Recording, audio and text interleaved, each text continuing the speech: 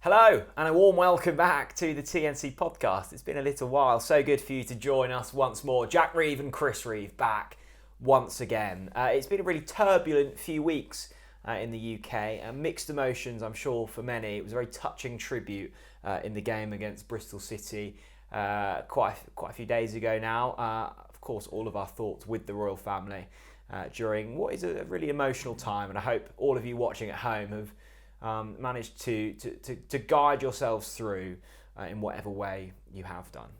Chris, it's good to see you. Yeah, you too. And I was going to say as well, like, how special was it singing God Save the King? Strange to sing that. Yeah, still not used to it, but no, it's really special. And repeat all of your thoughts and respect anyone feeling however you want to feel about it, for sure. Absolutely. Let's talk about something lighter, shall we? Well...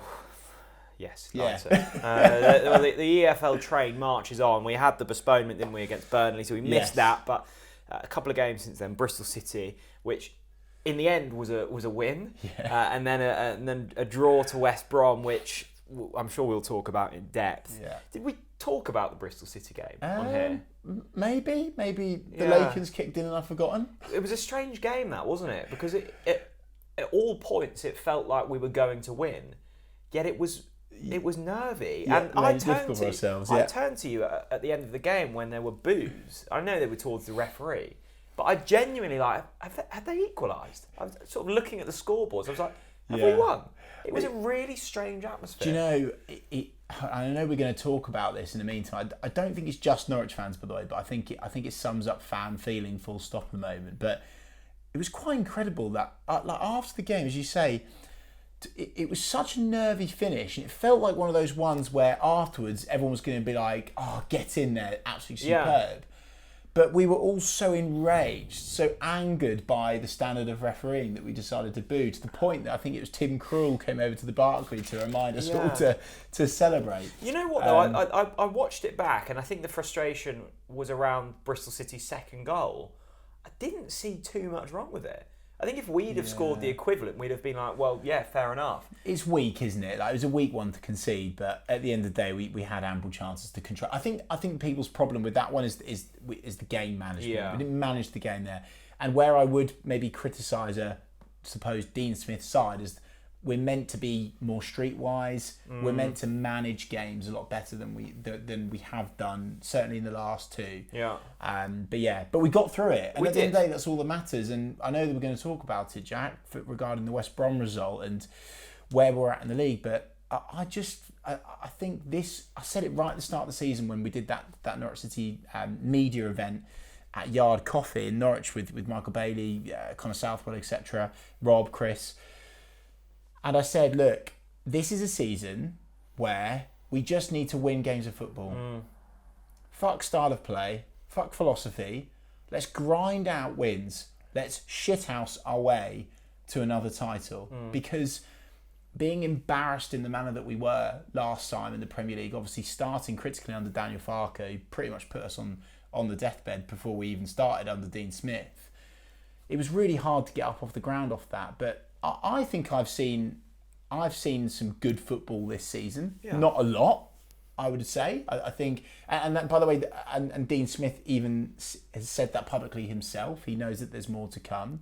Spoke to one Norwich player this week who says that they're in gear 2, and to hear that from someone inside the Norwich City sphere, for me, is actually a positive. I'm seeing that as an exciting and actually, Jack, you needed to remind me of that in the stands. Yeah. Because I'm moaning against Coventry that we're not hitting them for 6, for 7. Yeah. Be like, hang on, Chris, hang on.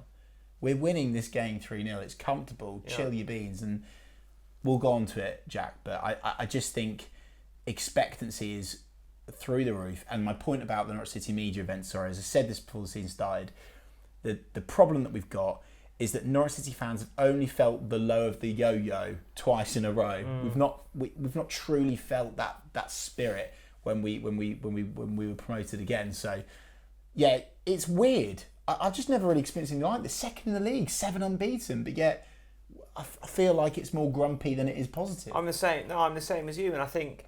Cheers, by the way. Yeah, cheers. It's good to see you.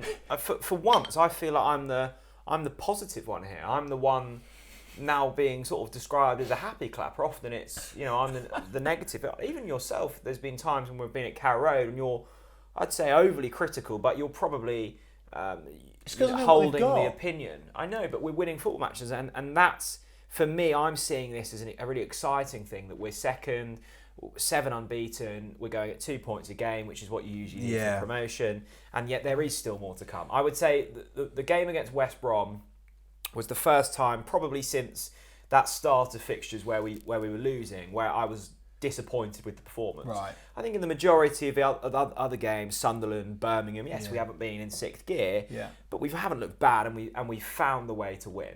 And I think that's really impressive. Against West Brom, I would say we were probably lucky to get a point. It was a scrappy goal. We didn't create much. West Brom had a lot of good chances. It felt like they outmanaged us, and that's a concern with Steve Bruce. And worryingly bullied us as well. And I read an interesting stat from Connor Southwood. Every time we've gone up against a team with 4 at the back, we haven't won. All of our wins have come against teams with 3 at the back. People will start to know. And I think that's interesting, because for Dean Smith, and I have been incredibly impressed with the way he's managed games this season. I think he's versatile. I think he's more adaptable than Daniel Farke. But it is, I wouldn't say a concern, but you do look at it and go, why are we struggling against these types of teams? But international break needed, mate. I think it's come at a good time. To be honest, I think it's come at a really good time. And also for the fans as well, by the way. I just think we need a time to just breathe and be like, right, hang on a minute. Let's get some perspective. Yeah. Where are we in the table? We're 7 unbeaten. And actually, it's 6 wins in a row and 1 draw, right? It's not just 7 unbeaten. Because I know teams do that all the time. Well, no shit. You've won 5 and you've drawn 5 in a row, sorry. To win 6 in a row is very impressive. We now go into a bit... just back on your point, Jack, around performance and results. Critically, and it's cliche... But it's the oldest saying in the football Bible. If you're going to play shit, just don't lose. Just get a draw, right? And we were shit against West Brom. We got a result. Everyone in and around Norwich City, whether you're a fan or Dean Smith or players, they'll know that they played shit in that game. But critically, we didn't lose. Well, and again, we seem to be mentioning Connor Southwell a lot in this podcast. Connor Southwell, I think he summarised on Twitter saying something like, West Brom have got a false position in the league. Oh, absolutely. And I do, and it's, as you know, it's very rare for me to compliment the opposition, because a lot of football clubs are seriously tin pot and shouldn't even exist. But West Brom, fair play to them. I felt that they managed us well. I don't think many teams will do that against us at Carrow this season. With West Brom, they've got Dean Garner, who they signed for about 18 million. Santi Thomas. Oh, I didn't know that. Who is a really nice player. Jed Wallace, who's an experienced Championship player. Like you say, people look at the division and go, oh, they're 20th.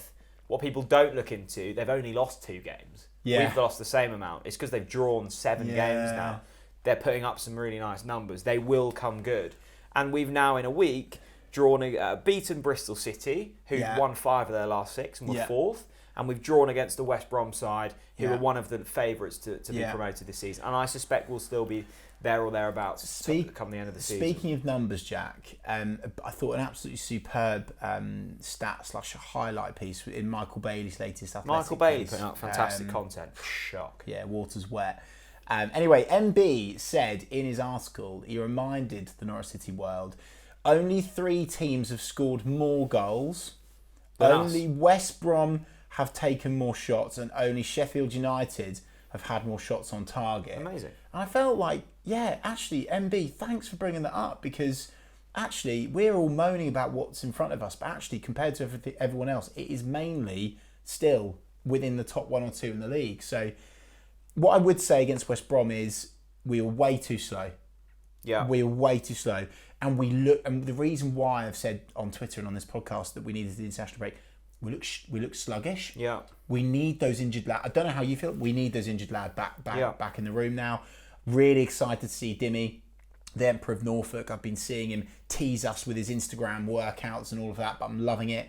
I still think Isaac Hayden is going to absolutely boss it for us. For me, it's the midfield that is the reason we're stodgy, is the reason we're slow. Because defensively, I think we're fairly sound. Having said that, it was a bit of a howler of a goal to give away.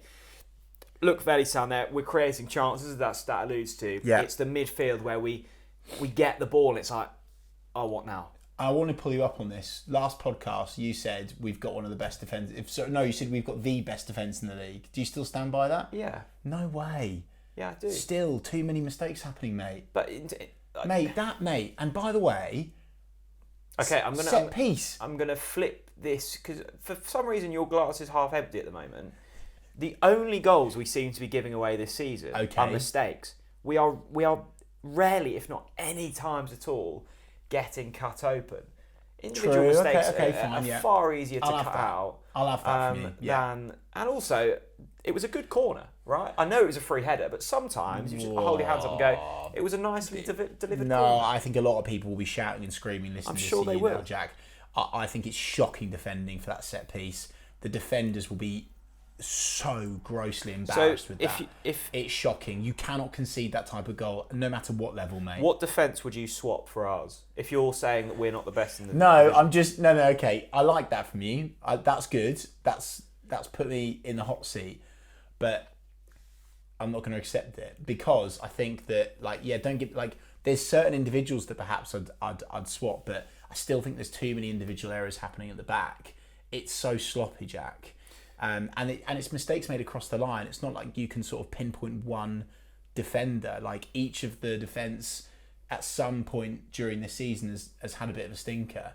But I still think, Jack, well, fine, all right. Well, let us know in the comments. Do you think I'm being harsh? Do you think Jack's gone doolally? Let us know. Maybe. Have the lake and sunk in. Maybe I'm just feeling a bit loving at the moment. I actually think, and I know a lot of people are heaping on the midfield, and I do know that is our biggest problem, but I still don't think we're talking about the attack enough. I think we all know the way that you win games of football is through scoring more goals than the opposition, scoring more goals, not keeping clean sheets. And for me, I still think the quality of players that we've got, we should be taking more of our chances earlier on in the season, mind. Like, I know that we have. But ultimately, and in there, Darren Eady, he does a piece of exclusive content for us, as a lot of people know, Darren's debrief. And he said, this is not a disaster result. And I needed to hear that from Darren. It's by far... But if you read social media, you'd think we're like meandering in mid-table. Yeah. I think just in terms of the attack... Time for some more chocolate. There's always time for this week it's the Fudge Crunch milk chocolate. And I had some of the oat milk chocolate. Okay, talk to me. Unreal. Really? Unreal. I'm actually getting converted to kind of oat milk, non-dairy. Wow. Milks. Really impressed. This is the thing, like this one's vegetarian, for example. Like happy days. And flavour just isn't ever compromised, is it? And you can get a discount still, can't you? Well, amazingly, yes. I mean, you shouldn't be allowed because it's a ridiculous amount. I think you're getting 15% off. We'll leave the code in the description. Oh my good lord. Fudgy enough? Oh, that's crunchy enough? That's seriously getting me going. Let's have a smell. That's absolutely incredible. There's something quality about it that you just don't get with other chocolate brands. And what better than to wash it down? I mean, that's a joke of a diet, isn't it? I mean, it's absolutely phenomenal. It's just superb. Anyway, continue on. Yeah, no, I was going to say about the attack. Dean Smith's got a really difficult situation on his hands with the attack because, and I think we all know it, but we don't want to admit it, to get the best out of Pookie or Sargent... It's only one of them. It is only one of them. We keep trying to force them to play together, don't we? And who do you drop? Because Pookie needs to go through the middle. He's not a winger. And Sargent needs to go through the... I mean, Sargent, again, and it wasn't his fault because he was out wide, looked awful again at the weekend because it's just long balls lumped into him and he's not effective from there. And I think that's something that Dean Smith is going to have to look at. We're going to have to alter our style of play to stop with these nonsensical long balls into Sargent when he's not winning headers, or we're going to have to play him through the middle and find an alternative for Pookie. Yeah. Because both of them at the weekend were reasonably quiet, and I think that's a concern because you've got... Yes. On their day, Pookie is still one of the best strikers in the division. The form Sargent has shown this season would put him in the top bracket of strikers in this division. But unfortunately, when played together, we saw what we saw on Saturday, two very average performances, and that's a concern. Do you want to talk about fan of feeling, Jack, or have we touched upon it? No, I think it's a really interesting one because You mentioned on the last podcast we did about atmosphere, and I think I disagreed with you to an extent around match day atmosphere. Yeah. And I think you do have a point there. It is lacking. I'm still a believer that if the football on the pitch is good, then atmosphere will follow. Yeah. But I think we're at a point now where we are seeing regular enough wins, 6 in a row up until the last game, and that maybe wasn't replicated. And I'm speaking to a lot of very intelligent, well-read Norwich fans who I respect, and they've you normally get that from me, mate. Like, they've kind of got a similar opinion of like, I'm not really enjoying it, and I'm like, why are you not enjoying it? I'm enjoying it. I've loved this season so far. I've just needed We're winning wins, football match, but I do get it, and I think someone said something to me earlier, and I found it really interesting. He was like, why do we want to get promoted? And I was like, oh, because it means we're back in the Premier League. And he goes, and we know what's happening. And I said, well, what's the alternative? Not getting promoted. And he was like, yeah. And I'm like, well, the alternative is not winning football matches in the Championship. Yeah. And I'd rather be losing in the Premier League than losing in the Championship. But I get it. Yeah. Because Norwich are now in a position, as are a lot of other Championship football clubs, where they know promotion is great. Yeah. But the chance of sustaining it, and I think you only have to look at Nottingham Forest. And I know Fulham are a slight anomaly, but they've spent a lot. Nottingham Forest, the likelihood is, have spent 220 million quid this summer and will still go down. Right? And that is game over, by the way. Well, I don't think it is in their case because they've got a very wealthy owner, and the way they've structured contracts, they should be okay. But what I'm saying is, they're still going to go down. Yeah. Even with our newfound love of America, and it doesn't mean an instant cash injection. We need to talk about that, by the way. Yeah. So Norwich City likely could well get promoted this season. I think we will. But we're going to find ourselves in the same position. I don't think that's a reason to not enjoy the moment, right? Because there is going to come a point where Norwich come back to the Championship and don't go back up. And that's not going to be fun. I think we take it for granted how good Norwich City are in the Championship. There are so many, and I can't state this enough, so many football clubs that would kill to be in our position. Yeah. And we have become entitled and snobs. Yes. And we go, oh, we only beat Bristol City 3-2. Yeah. Are you hearing yourselves here? Especially after we literally got pounded week after week in the Premier League. Yeah. Smashed to smithereens. And after we lost to Hull, everyone was going, well, we're near the bottom of the table, we haven't won. So we do 6 consecutive wins, and people are going, oh, the fucking style's not good enough. It's not football. What do you want here? Wow, look. What do you want? Because I can tell you one thing. If people want Farke ball again, the outcome's the same. You get promoted and you get pumped in the Premier League. Yes, agreed. Right? So what do we want here? Yeah. And you reminded me, Jack. Live in the moment and fucking be happy with pumping Coventry 3-0. That's good It for you. really fucking annoys me. Wow. It does.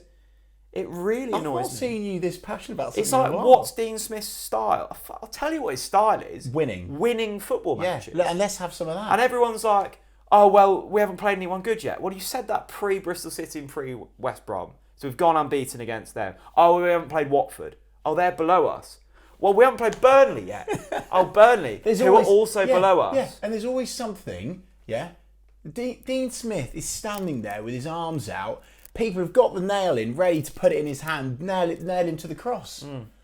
Like, they are just waiting. Dean Smith's biggest problem is that he's not Daniel Farke. And it does my head in.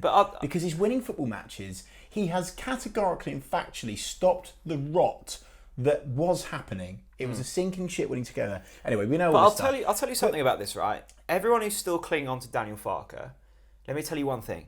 Daniel Farke doesn't care about us nor you anymore.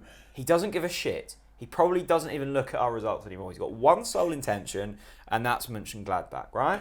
I know. Likely, when he was with us, he didn't care about Dortmund anymore. Yeah.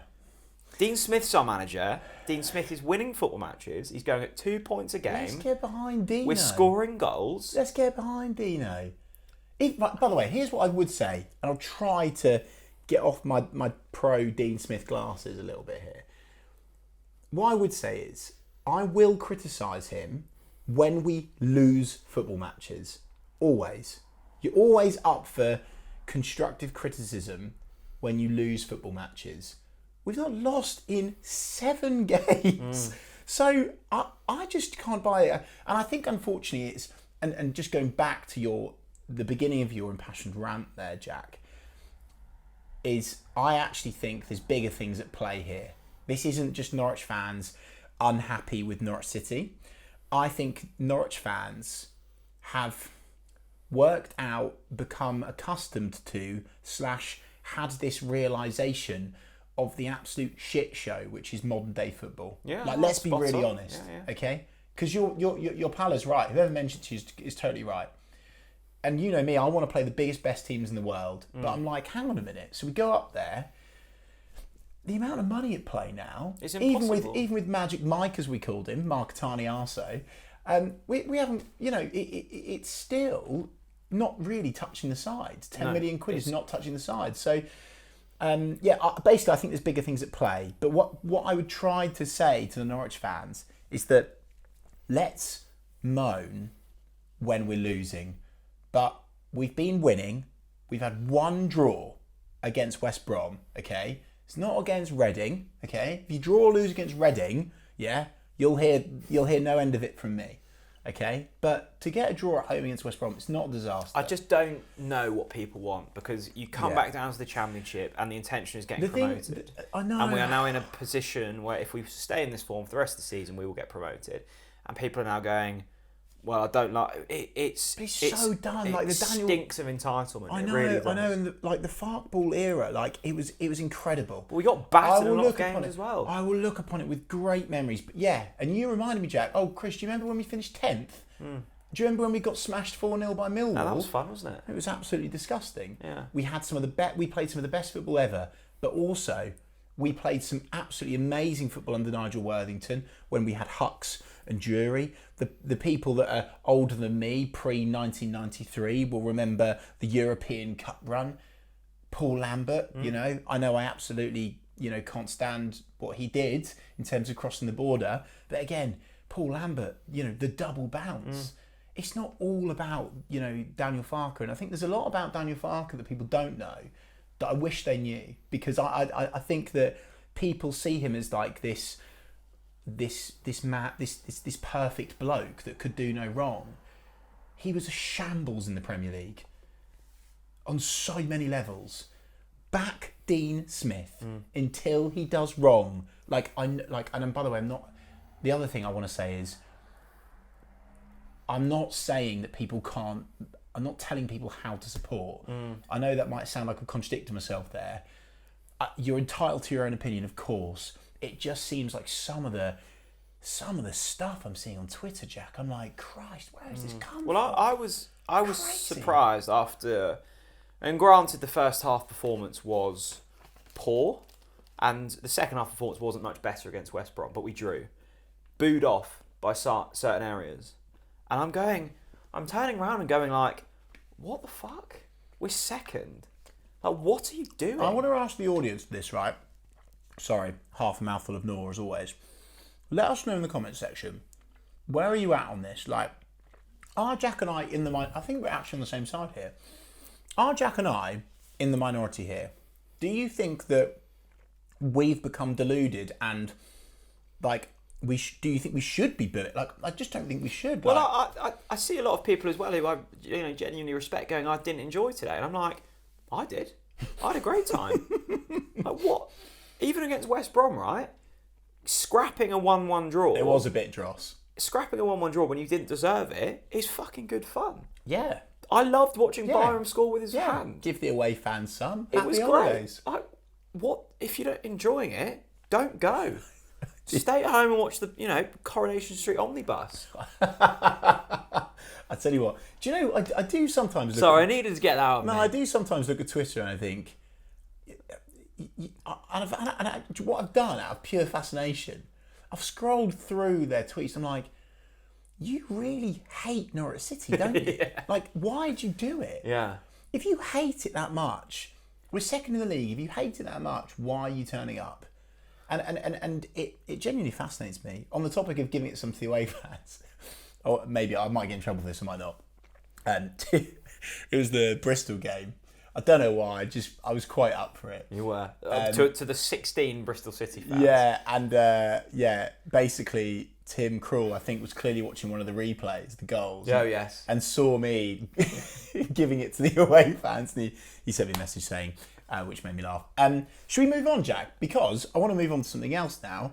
Upcoming is the month of October. It is, and it is a monster month. It is. It's an absolute monster month.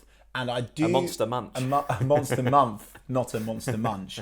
What are your thoughts on October, Jack? And let's go through these fixtures. And what I want to do is I want to get your points predictions, okay? We'll go backwards and forwards, all right? It does look difficult, October. It looks difficult, right? There's a lot of away games. Yes. A lot, okay? So, first of all, Blackpool away. Win. Agreed. Reading away. Win. Pump. Annihilate. Also, embarrass. Reading, the one side that have really shocked me this season, going well. They're third. Mate, Chris, they're third. Chris, they're third in the division. Yeah, which sums up the quality of the division. They're awful. Fair point. Preston at home. Win. Right, okay, so let's start to talk about this, okay? So I've approached this... By the way, I'm actually criticising myself here. I started this segment with October's a really hard month.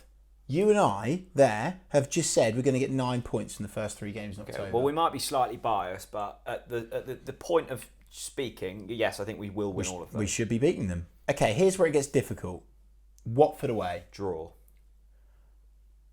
Yeah, I'd take a draw. Where are Watford in the league? They're not actually going that well. But they look turgid. Yeah, they do. Let me have a quick look where Watford are. Okay, Luton at home. Win. Although, also, shout out to former Norwich City boy, Carlton Morris scoring loads of goals and there. Cam Jam up top. That's exciting. I'm actually almost going a bit of a soft spot for Luton because of those boys. So Watford's recent form, right? 2-2 draw against Sunderland, 2-0 defeat to Blackburn. Home, by the way, shocking. 1-1 draw against Rotherham, shocking. 2-1 win against Borough. Hang on, quick pause. Warniola at Rotherham, fucking Nora. Yeah, going well. I am getting excited about Warniola. 3-2 defeat to QPR, 0-0 draw for Preston, 1-1 draw against Birmingham. They're surprised they're not sacked their manager, to be honest with you. Anyway, they're 10th. Sheffield United away. That's the tough one, isn't it? Well, it's not the tough one because, by the way, you've then got Burnley. Okay. After that, away. That's fine. Lose to Sheffield United. Ooh. I like the look of them this season. Really? Yeah. Really? And then the last game is Stoke at home. Yeah, okay, so we might drop 4 points through that month. But again, I'm genuinely that confident. But again, and I think Darren said it in Darren's debrief. I think it's if you average 2 points a game, you win the league. Yeah, that'll be enough. You win the league. Yeah. You certainly get promoted. So I'm actually feeling pretty confident ahead of October. After we've had this discussion, maybe we've helped you. Let us know your points total in the comment section if you're watching on YouTube. Let us know how many points you think Norwich will get in October. You've often said to me, Chris, of like how much like a Manchester City fan or a Barcelona fan annoys you because they expect to win. Yeah. That's what we've become, right? To a degree. Not as bad as a greedy six club. We're winning football matches, and we're going, oh, it wasn't by enough. Yeah. We're winning football matches and going, oh, it wasn't pretty enough. Yeah. We're winning football matches and going, oh, well, I don't like the style we played. You're preaching to the choir here, mate. Like I'm all in on that with you, but maybe we are in the minority. Should we get battered by some Twitter questions? Let's do that. Because often we go on Twitter and I think we have got a really nice community actually that has different cross sections and we find a balance. Yeah. Well, do you know what I quite like? Some people are. Well, I don't like it because I disagree with it. Some people are really anti-Dino. Some people are chucking in controversial opinions. And by the way, it seems like the people really wanted this podcast because again, 42 questions this week. And all sorts, a real mixture of questions, statements, rants and raves as always. Jack, do you want to lead? Yeah, I can kick things off. Go on then. Let's start with a serious one from Ben Jones. You know Ben, the professional player. Of course. With the topical news of a baseball owner becoming our new, one of our new directors. Oh, yeah. Would you rather a normal-sized body with the head of a baseball or a normal-sized head with the body build of a baseball bat? What on earth? Right, so you can have a normal sized body, This is the weirdest question. but your head is the size of a baseball. So what's that, like that? normal sized body, but head size of baseball. Or a normal head, but your body is the shape of a bat. So you've got just like this big head. Oh my God. I think I'd go option 1 because I think you'd look somewhat stacked if you had a smaller head, maybe. I don't know. What do you think? But your head would look stupid. Well, yeah, but I think I'd rather. Yeah, but then your brain's tiny as well. Right. And how small are your eyes? Your sight's going to be awful. I do always. I would wonder. go for bat-shaped body. Okay. Yeah, I'm sure you would. Right. By the way, let's talk about Big Mark. Big Mark Tani Arce, of course, announced by the club since our last podcast. Yeah, excited. How are you feeling about that? Excited. I think it has to be said, the incredible work that Folger did Yes. at the football club. Here. Just seems like a bloke that has clearly done very well for the football club, propped us up when we've needed it. Would love a beer with him. Looks like a bloke you'd want a beer with. 100%. And let's make it very, very clear for the younger fans that don't truly appreciate Michael Folger for who he is and what he's done for this football club. He matched the money that was lost from the season ticket rebates when we went down to League One. And he is arguably the reason why we managed to sign Grant Hull. Yeah. Okay. Yes, Gunny got him in the door, Brian Gunn, but Michael Folger. For that alone, for me, is legendary status. Yeah, I 100%. think So grateful to him. So yeah, but props to him. I think he will be grateful for Mark coming in and buying the shares, because I think that's quite a difficult sell. Obviously, there's a lot of money being exchanged hands. I think we have to be slightly cautious, and it's clear that they want to sense Mark out first. Yeah. They're not letting him in. I know he's got a seat on the director's table now, but it was a brilliant piece that really explained it well, because it is quite confusing knowing what's going on. Yeah. Michael Bailey on The Athletic. So he has options now. He's either basically loaning Norwich City 10 million with, and he will be paid dividends at a very handsome rate. Yeah. We could easily borrow money from a high street bank with far less interest. Yes. So it's an expensive way of getting money. Yeah. Or he can then cash them in for actual shares after 7 years. Yeah. So the likelihood is, for the next 7 years, depending on what Delia Smith and Michael Wynne-Jones choose to do with their majority shareholding, nothing's really going to change. It's an amount of money that is going to make very little impact with player purchases. It could make an impact with redeveloping the City stand, which I know is up for discussion. Yeah. Colney Training Centre. Do you think that's where the money's going to go, Jack, at this stage? According to The Athletic, yes. Okay. So I think in terms of player buying, Right. little to do. What is exciting So is basically, sorry to interrupt, Mark's rocked up at the Spurs game, Big Mark, Magic Mark, Mark Tani Arce, and he's gone, seat's a bit shit. Well, I'm going to redo the whole stand. Yeah. But I think, it's all, well, look, it's fun, isn't it, getting carried away? And it's fun chanting USA. Yes. To build the level of wealth that Mark Tani Arce has, you've got to be a ruthless bastard, right? And he is coming in here very shrewdly, and the way he's going about things is very shrewd. Yeah. What is exciting me is his track record with American sport. I think it's really impressive, and I like the fact we're thinking differently. Right? Yeah. We're going about things differently. But the more cynical would say this is very much a man coming in with money signs in his eyes. We're seeing a lot of American investment coming into the Premier League. With a lot of criticism now, by the way, particularly by Gary Neville. Yeah. But for me, it looks good. I just don't think much is going to change to our eye. I like the fact he's a nice geezer, though. Seems nice. The club interview you did was really good. Alice Piper, big up for that interview. Seems nice. Let's be fair. I think it's fair to say that we're pro Dean Smith on the Talk Norwich City podcast.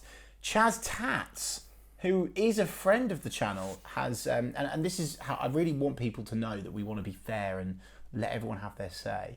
Chaz Tats says, Dino is about as useful as a chocolate teapot. 2 decent signings in terms of Nunes and Sarah don't make up for a complete lack of game plan. It's all too much hit and hope for me.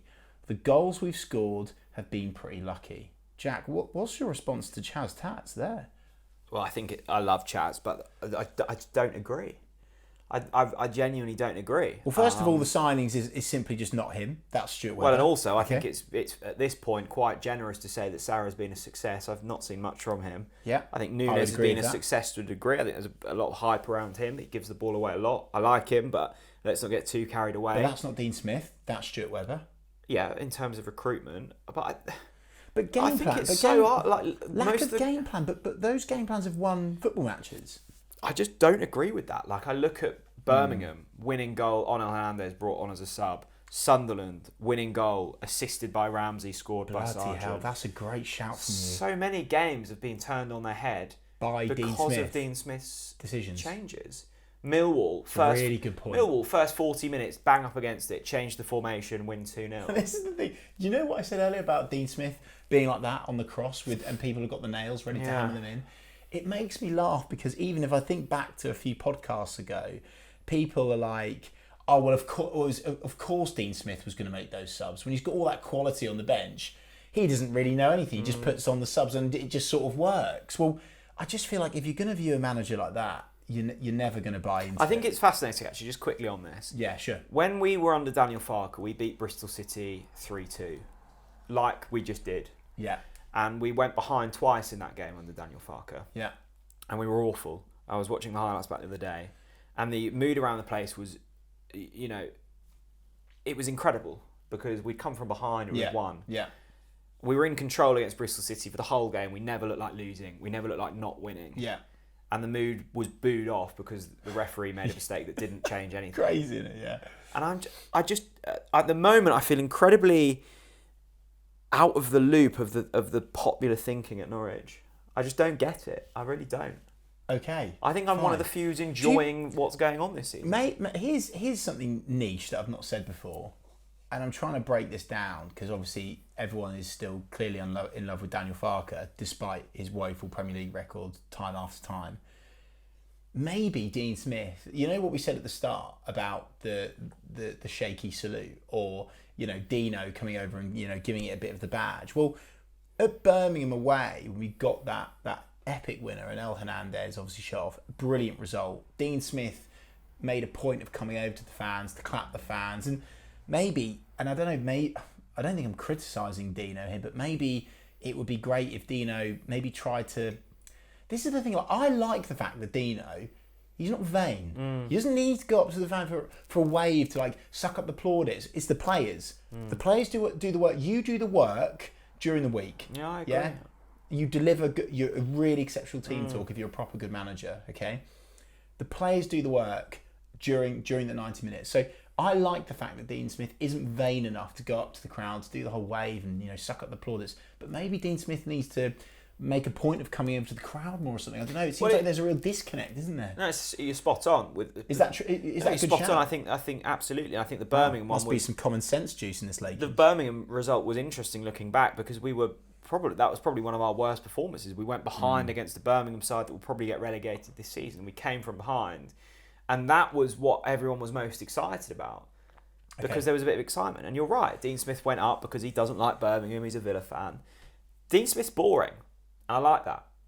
I don't think he's boring. That's harsh. Compared to Daniel Farke, he's boring. I think Dean Smith is a nice bloke. Yeah, that doesn't make him boring. That makes him nice. In terms of what we've been used to, he's boring compared to that. I thought Daniel Farke's press conferences were at the point where I could have fallen asleep. What I'm saying is, he doesn't need. He's winning matches, right? Exactly. That's his job. No, I know, but good. I'm fine with that. I just feel like we needed that. Anyway, let's move on before we disagree with each other again. Do you want to? I'll go. Sergeant Scorpion asks, question: if Sargent isn't playing as a striker, is he even worth having in the starting 11? Do you know that who said that? Sergeant Scorpion, who's clearly a massive Sargent fan. Sergeant Scorpion, I love that from you. That is a brilliant shout, and I don't want to sound controversial, but I'd say yes. I would say yes. I think I don't get it out wide, and Josh has himself said in the press that even when he's on the pitch, he wants to try to worm his way into that forward position anyway. So yeah, I would agree with that. I think it's an interesting shout. I think Norwich's challenge is that obviously when we went up and we signed Zolis, we signed Mila Rashica, we wanted to convert to wingers, right? That's what we wanted to do, and it miserably failed. And now the best winger at our football club is Anel Hernandez. We don't really have, apart from Anel Hernandez, an out-and-out winger. I think Ramsey's still got some work to do if he wants to become an out-and-out winger, if that makes sense.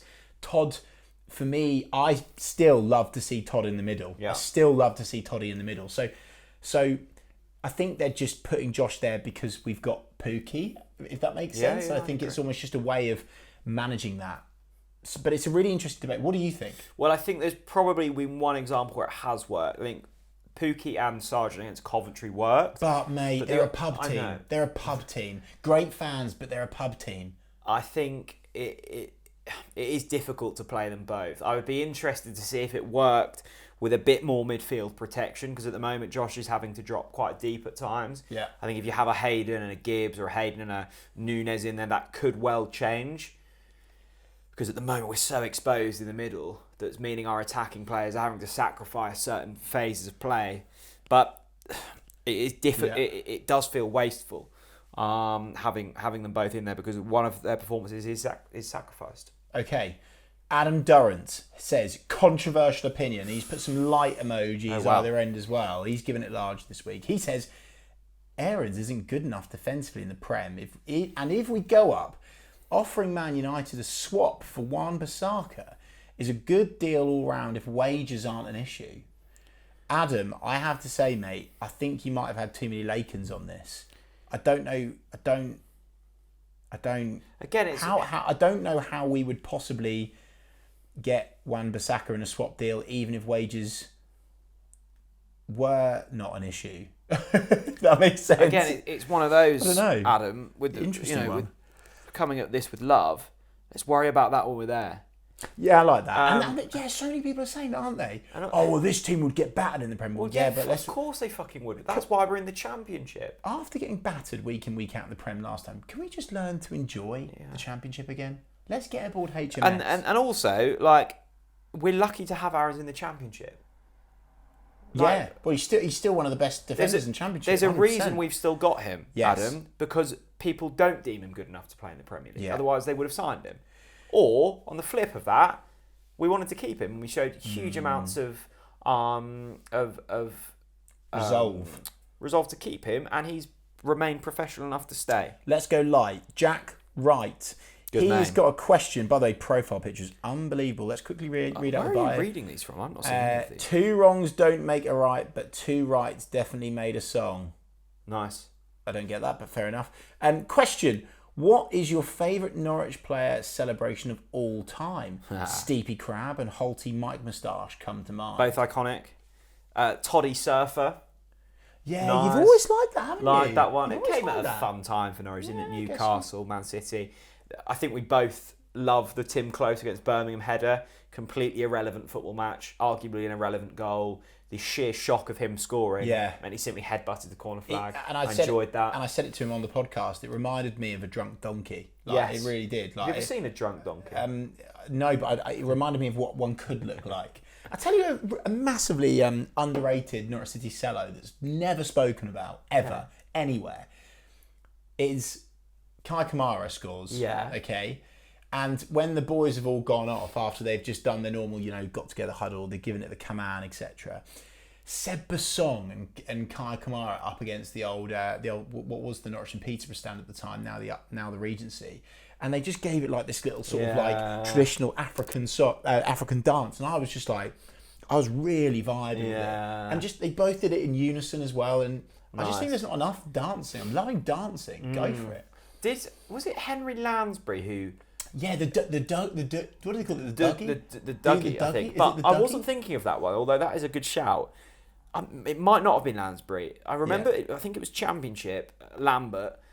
He scored and just kicked the advertising board. And I quite like just sheer anger. Yeah. I think that's an underrated feat in a goal celebration. I want to see more advertised board kicking. Yes, I do too. But like the not the new modern fancy ones, the angled printed ones. Yeah. I mean, well, why not kick the modern ones? Yeah, if you're hard enough. Fuck it, yeah. Go on, your turn. Mate. Let's go with Lenny Millington. What? Cracking name. Name of the week. Lenny Millington. Lenny Millington. Oh, what a guy. What a guy. Lenny says, statement. The Norwich defence has the same old problems of conceding poor set pieces and needs to be worked on more if we want to win the league / be promoted, as goal difference would mean a lot by the end of the season, which means not playing Sam Byram. Lenny, at the moment, we don't have another option. And I actually think Sam Byram has been very good. I think Sammy B has been quite tidy. I do think Sam has been caught out a couple of times. But, again, as I've said, I think all of the defence have been caught out at least a couple of times. I think that's a very... in no usual circumstance would Sam be playing. We've lost 3 left-backs. I think it's great to see Sam playing, considering where he's been. He's one of my favourite players. It's great. Oh, I know. You famously said Byram for England, I like to chant. What is interesting, though, and I know our dear friend Craig loves to say this, who we sit with at the football, we do now have a set-piece coach. What do you think? Say you... Standard hours, come in at 5, go home at... come in at 9, go home at 5. Mate, what's he doing in the 8 hours? I don't know. Or her. I would love to... Well, it's a him, isn't it? I don't know. I think it is a him. Oh, okay. Jack.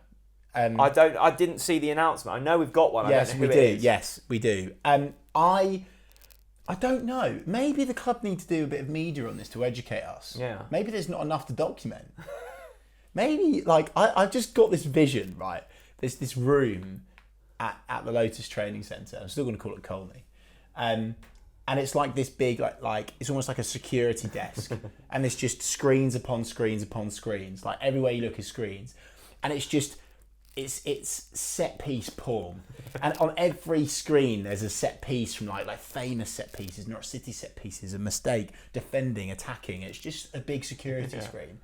And I've just got this vision that this bloke just sits at his desk all week with like a big cup of Yorkshire tea, obviously Stuart Webber's favourite. And he's just sitting there like studying these set pieces, like trying to join the dots of like any sort of tiny ounce of an extra movement. Yeah.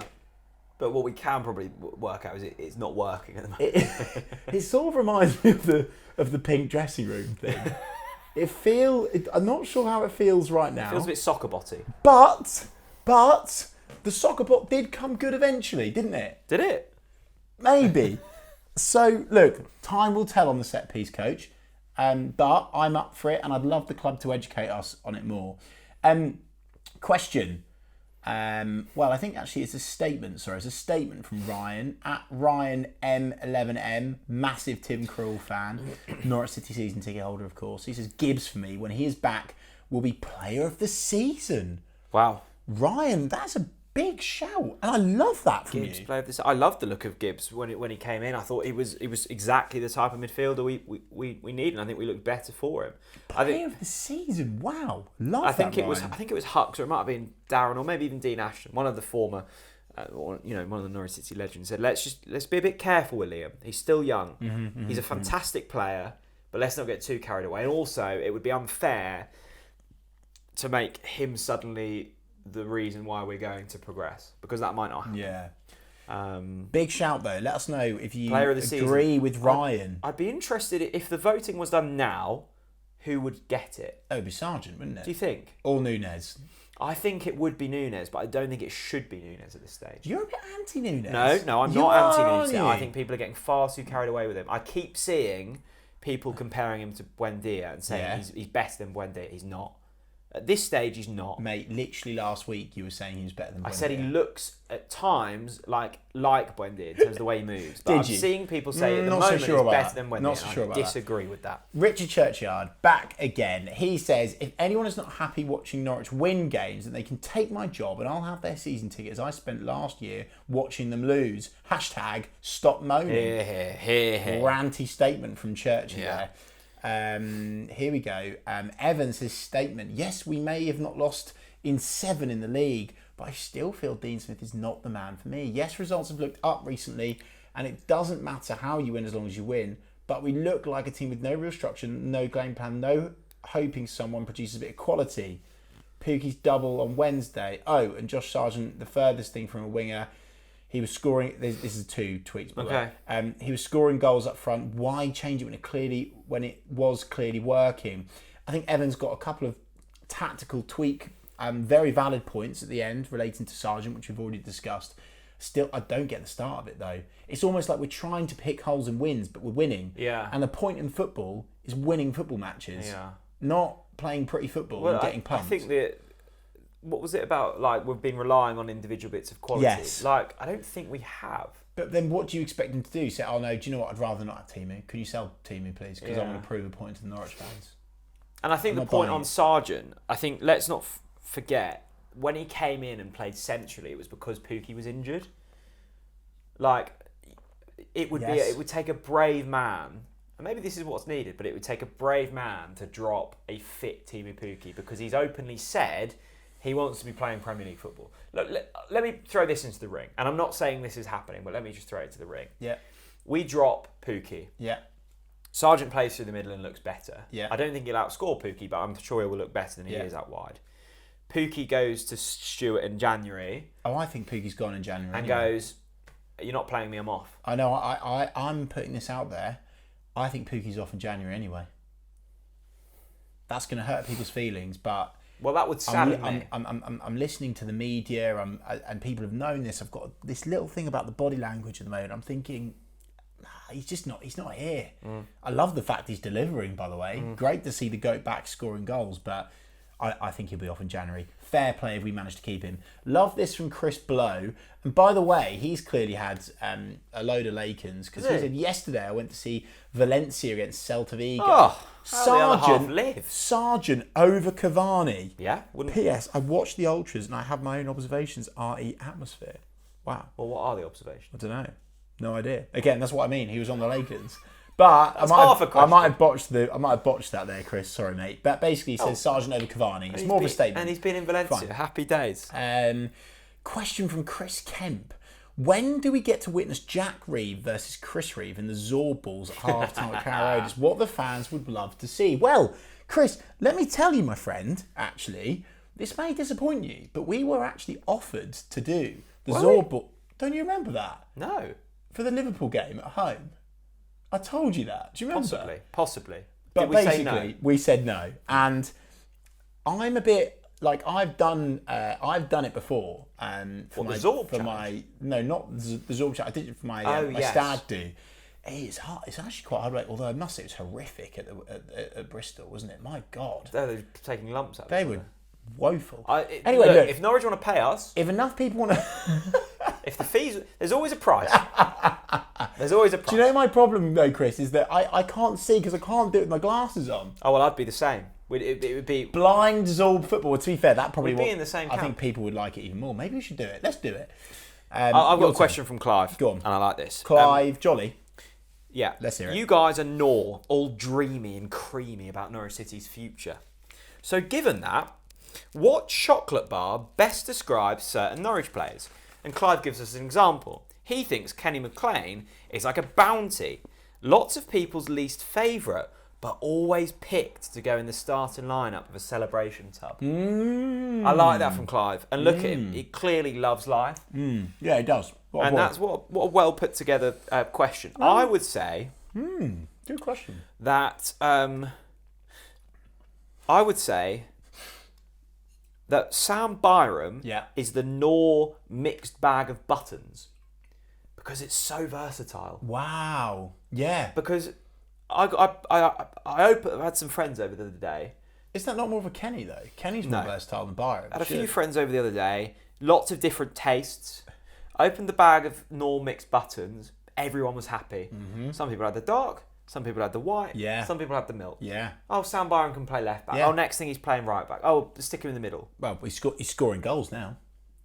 So that's mine. No, that is a very good shout indeed. I think for me, you're looking at Timu Pukki as your classic dairy milk. He always delivers. You cannot go wrong. Yeah. If you're looking at all of these options on the shelf, and you've done that thing where you've been standing there. You've got your Nor, obviously. In the supermarket, obviously you've got your Nor, but unfortunately you can't get hold of in chocolate. So unfortunately, this particular shop don't stock Nor.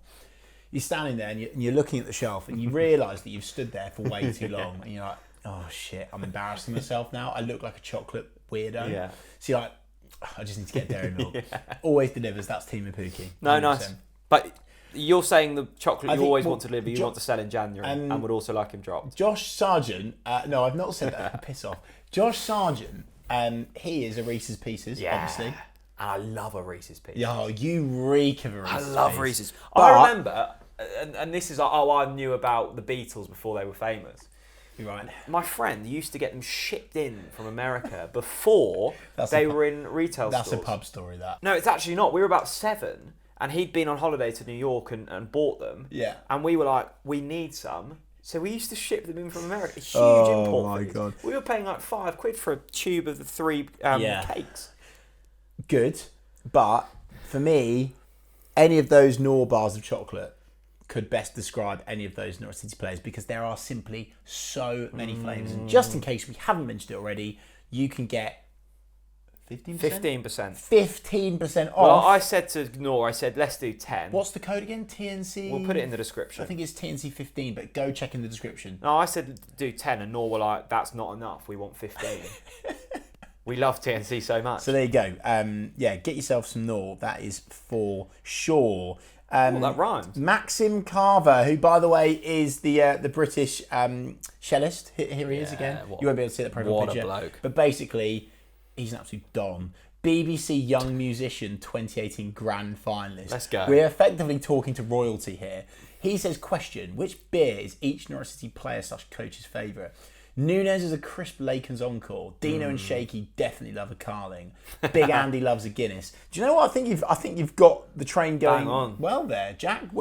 Any players that you would go for there? Krul loves like a big German Stein of something. Mm-hmm. Right. Okay. Fine. I was trying to think of a Dutch beer, but I couldn't. I'll go. Josh Sargent is definitely Budweiser. A Budweiser. Bud Light. Because like when you've had a few and once the confidence is up and you're going on the Bud Lights, you can manage it. But if it's your first or second, you're like, oh dear. Americans do so much good, but they do beer terribly. Yeah, it's not good. Whenever we speak to our dear friend Michael Hoffer, who we love and adore, but when Bud Light works, like Sargent, it works exceptionally well. Our dear friend Michael doesn't really drink. He's all about bourbons, isn't he? Well, he needs to get on the Lakens, that's for sure. You can missing get out. a discount on that, by the way, as well, just in case you didn't realise. Question from Jake, NCFC Jake. Once all our players are fit, do you put Hayden and Gibbs in the team? Sorry, say that again. Once all of our players are fit, Yes. do you put Hayden and Gibbs in the team? But I think if you do that, you're going to have to drop Nunes. So that's another question. Do you really? Is he sent in a team? No, but someone else has underneath it. Do you put Hayden and Gibbs in? You don't. Why do you have to drop Nunes? What You play Nunes more advanced? Yeah. Okay, so you got to drop Cantwell probably. Yeah. Do you know? Yeah, I think you probably do. I'm just saying there's going to be a sacrifice for that. I think you probably do. Yeah, I mean, I'd like to see it. That's for sure, Jake. I would like to see that. I'd like to see that tried. Erland with a nice one. Whatever happened to Kings Lynn Thai bloke? Do you know? Fucking hell! What a great shout! I miss old Kings Lynn Thai. Yeah. By the way, for the watch along legends, they'll know Kings Lynn Thai bloke. Yeah, I was. I've never laughed so much when that was announced. When I was in the room with Kings Lynn Thai bloke, I was like, "What did he?" He commented something like "Zombie Nation pounding in the flat" or something, like Kings Lynn Thai bloke. I'm still confident that it's not a real person. I think someone has had us on for this long. Yeah, amazing. I was reminded the other day, I was talking about the cost of living crisis to a friend of mine and the electricity bills, and he said, why don't you just remember that American kid who would just send those massive super chats? And we got him on the stream. Yeah. What was his name again? Didn't he support someone really random as well? It was Leicester. Aberystwyth or something. No, but it was Leicester. He didn't support Norwich. He lived and just loved the watch along. Yeah, fair play. And we love him for that. Fair play. Alan Tucker says statement. Do you know Alan Tucker? Right. What do you reckon Alan Tucker? Oh, that gets you going. What do you reckon Alan Tucker does? Let's have a look at his profile pictures. What do you reckon he does for a living? Postman. Always delivers. Yeah, 100%. First class service. And he says, statement, I reckon a TNC trip out to Milwaukee. Sorry. to interview Atani Arso is in order. Don't forget to gift him some Lakens. Alan, trust me, we would love to have the opportunity to work to work on something like that with the football club. Look here. The price is right. There's always a price. As you know, we'd love to go. Yeah, we're happy to sell ourselves. Did you watch the interview with Mark? I thought you were about to open up a TNC OnlyFans for a minute there, Jack. Did you watch the interview? Oh God, yeah, I'm all over it. Did you like his trainers? The colourful hokers. I liked everything about him. He is the type of guy where I would sit there and just listen to him for hours. Like, you know, I wouldn't disagree with anything that he's got to say. Just stare lovingly to his eyes. Whisper me sweet things, Mark. Unlike I do with you. Here's a shout from his username is @JoshBay359043, and I don't think that's the end of it. Oh, here we go.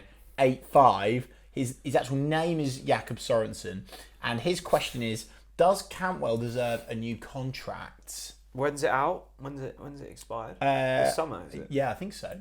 Could be wrong. Yes, for me. I think he's proved that he wants to be here.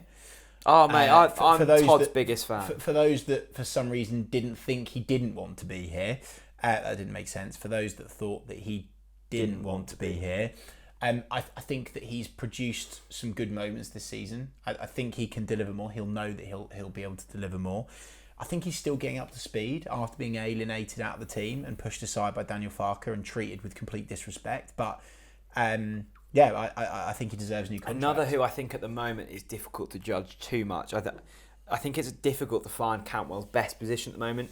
He is a 10. I think he's not a winger, he's a 10. What a great squad player to have though as well, by the way, to come off the bench to impact games, even if he's not starting football matches. He's a 10, but with how exposed the midfield are at the moment, it's difficult to play him in there. You need an Oliver Skip in there, and we don't have an Oliver Skip. That's the difficulty we've got. Bernie Bino. Oh my God, the names get better. Bernie Bino. Let's have a look at and Bernie. He's got that profile picture of Grant Holt. I think it's when he scored against Arsenal where he just gave it the arms out. Are you not entertained? Looked at the Barclay, probably because we slagged him off the week before. Bernie Bino. Are we doing well at the moment? Do you know what? It's another anti-Dino comment. Well, read it out. I genuinely think like we're in the minority here on Dean Smith. Fine. Bernie Bino says, of course they are. Are we doing well at the moment due to Dean Smith's coaching, or is it down to our players being a class above the rest of the league? Well, look, I think there is something in that. I think the league is poor. Yeah. People always get offended when, like, it was the same under Daniel Farke. I thought it would be a lot better this The season. Championship is the most competitive league in the world. It's also one of the most average. But competitively shy. Yeah. You've got a lot of shit going up against each other.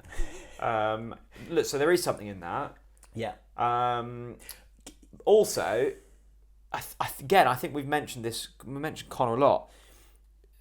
Dean Smith's record against the teams we've played this season, so taking that sample size, against Daniel Farke's, Dean Smith's winning. He's far better. Right, okay. And facts don't care about feelings. And Daniel Farke had Oliver Skip, Emi Buendia, Jamal Lewis, Pookie, Ben Godfrey. Yeah. We weren't saying, are we only winning football matches because he's got Emi Buendia? Yeah, we weren't. This is the thing. That's a valid question, but also I'm sort of thinking, I think that's maybe too black and white. I'm not sure you can say it's just this or just that. I think it can be a combination of both. Yeah, and it's like saying, is Pep Guardiola only playing lovely football in Man City because he's got a great side? Well, I mean, it helps. But it's not the only dramatically, reason. By the way. And here's the thing, right, Chris? Yeah. I don't think that there is a single other manager in the Championship that I would take over Dean Smith. Maybe Chris Wilder. Oh, God, no. I'd rather shit in my hands and clap. But, like, I can't stand the bloke. I don't... And I think You'd really want Chris Wilder? Well, no, I'm clutching it, but that's what I mean. I don't think... And I think any other Championship fan would go... Cool, I wouldn't mind Dean Smith here. Honestly, when you talk to opposition, this is the thing about. I think that we have just become. I say we've become entitled. I think a lot of Norwich fans have become entitled, and they think that the grass is greener. I've just found a new feature on Twitter that I've just accidentally put on Chris Blow's question. Downvotes? Yeah. Yeah, there you go. What's a downvote? Yeah. Your votes aren't public and won't. Well, what does it do? It's a Reddit type feature. We won't talk about social media. What about this from Harry Hazza Hammond? Oh my God, Harry Hammond. Hypothesis. Onel wins a Ballon d'Or by 2025. Harry has clearly been taking advantage of the Lakens. And no, to be fair with this, right? And this does go into the Dean Smith argument of maybe we don't love Dean as much as people love Farke because he's not as animated. Onel Hernandez's performances this season have been fine, right? They haven't been outstanding. They've been fine. He scored a goal, lovely. Yeah. But people love Onel. Now, why do people love Onel? He's a good person. He's animated. He's got a Norwich City tattoo. He's a bit fucking mad. And he's outlandish, right? No, he genuinely loves the club as well. No, I know. But he is also a bit mad. Yeah. And people love that. But and he I also love that. interacts and engages with the fans as well, right? But just because people that don't do that doesn't mean we shouldn't love them equally. Yeah. No, I agree with boring, that. He was fucking brilliant. No, look, I agree with this. And by the way, I want people to know this, right? We continuously try to ask the club to allow us to speak to players on record, to try and actually help people connect with these boys more, because we know that they're lovely lads. We know that they care passionately about our football club. But, you know, it's the thing about, like, for example, like Kenny McLean at the moment, it's doing my head in. Like, Kenny McLean is the scapegoat at the moment. He's like this player that everyone just like loves to slag off on social media. But I look at it and I think, what was it the other day? 150 appearances for Norwich City. Is that right? Relied on and used by Daniel Farke and Dean Smith. So it's almost like even like the Farke lovers like absolutely hate Kenny, and I'm just like I don't think he's been that bad to warrant the abuse that he's been given on social media. I think don't get me wrong, like he's made mistakes like everyone else has in this team. But anyway, my point is, with your point around Onel, is I want people to know that we continue to try to help the club show more of the player personality, right? Because that helps us connect with them, it helps us support them more, and it helps us get behind the boys more in the stadium, which will therefore increase the atmosphere. Absolutely, I think that's a good point to end on. Thank you, mate. I think we've got a really fascinating month ahead. We've obviously got the international break. October on paper does look more difficult than we've had. What about this? So far. What about this? Okay, I'll put this in the room. If we go unbeaten in October, we're going to win the league. If we go unbeaten in October, so that means even if we draw all of our games, we are going to win the title. That's what you're saying. I'm putting it out there right now. Okay. And I know it's brave because people are looking at it. They're looking at that West Brom performance. They're thinking, what about if we don't go unbeaten? Are we not going to win the league? I think it'll be close. But I think if we go unbeaten in October, I think that's our toughest run of fixtures, apart from those first three. But would that would then be like 13 unbeaten? Precisely. That's big. So I think if we go unbeaten in October, we win this league. Do you think we will? And we win it at a canter as well. Do you think we will? If we go unbeaten in October, yes. No, it's not think. I know we will. So you know we're going to win the league? If we go unbeaten in October. But I'm saying, you're saying if. Sorry. Do you think we will? No, let me change it. When. Right. No. I can't say when because that's my point. My bold prediction is if we manage to go unbeaten in October, we'll win the title. Okay. I'm putting it out there. I think we all need a beer. We all need to chill out. Lakens, specifically. And you need a bar of chocolate. And don't forget, you can get loads of discount off the old Norwich chocolate. How can you be unhappy with a beer in hand, Norwich chocolate in the cupboard or fridge, whatever you prefer, good. and Norwich second in the league? God, that gets me going. I look at it and go, what more do you want? Thanks very much for watching, everyone. See you later. Bye-bye.